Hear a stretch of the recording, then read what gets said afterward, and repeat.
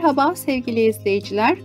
Bu dönem tohum ekme dönemi olduğu için tohum ekme ile ilgili en verimli dönem hangisidir? En verimli tohum hangisidir? Ve tohumun çok iyi çimlenebilmesi için nelere dikkat etmek lazım? Onunla ilgili bir video hazırladım. Bazı arkadaşlar çok çabuk videodan çıkabiliyorlar. Hemen sizler videodan çıkmadan önce çok önemli bir şey söyleyeceğim. Tohum ayın eskisinde ekilir. Benim 2 tane videom var. Birincisi ayın eskisi yenisi ne zamandır?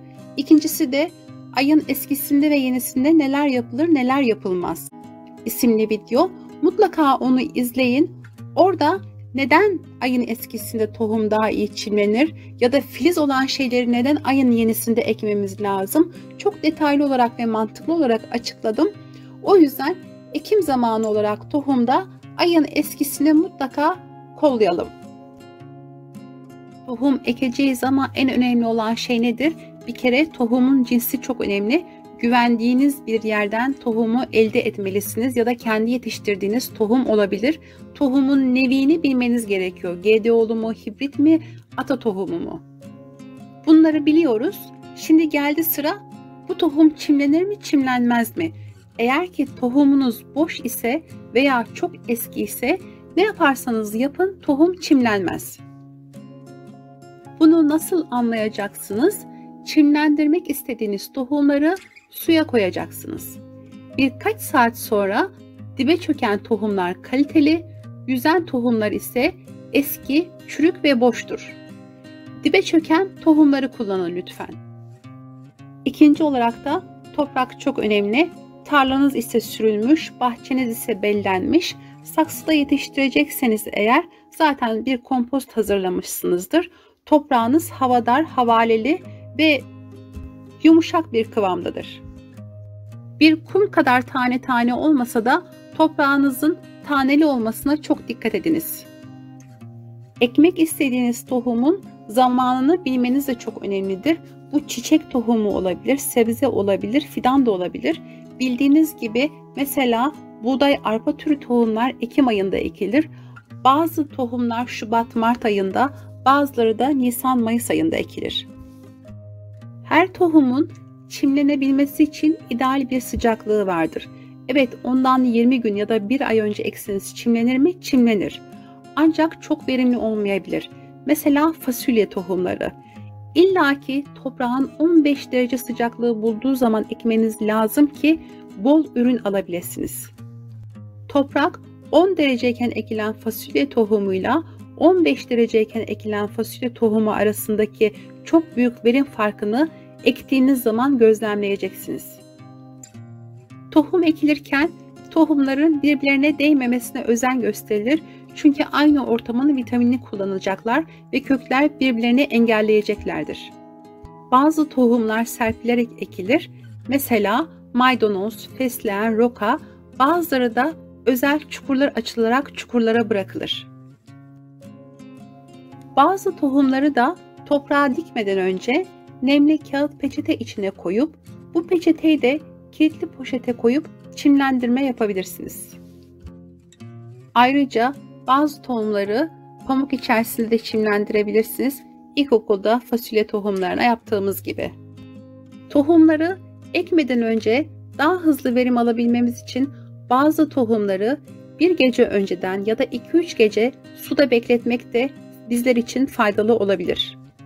Tohumu toprağın ne kadar altına ekeceğim? Elbette ki 2 santimi geçmemesi gerekiyor. Ancak tohumların büyüklüğüne göre tohumun büyüklüğü neyse tohumun büyüklüğünün 2 katı kadar toprağın derinine ekebilirsiniz. Tohum ekerken başka bir özellikte bazı tohumlar hele bunu yapmadan asla filiz vermezler.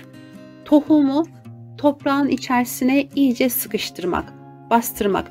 Hatta bamya tohumlarının üzerinden bazı zamanlar traktör tekerleğiyle üzerinden geçebilirler. Sıkışmadan çıkmaz. Yine tohumun cinsine göre eğer ki gölgeyi seviyorsa güneşli bir ortamda, güneşi seviyorsa gölgeli bir ortamda bitkiyi çimlendirmememiz gerekli. Bu hususa da dikkat etmemiz gerekiyor.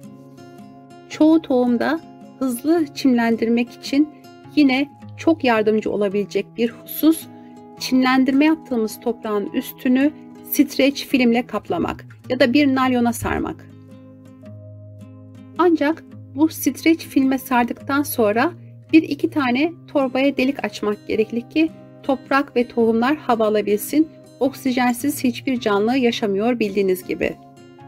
Tohumu ektiğiniz toprağa çok fazla sulamamalısınız. Çünkü çok sularsanız tohumlar toprağın içerisinde hareket edip toprağın yüzeyine çıkabilirler.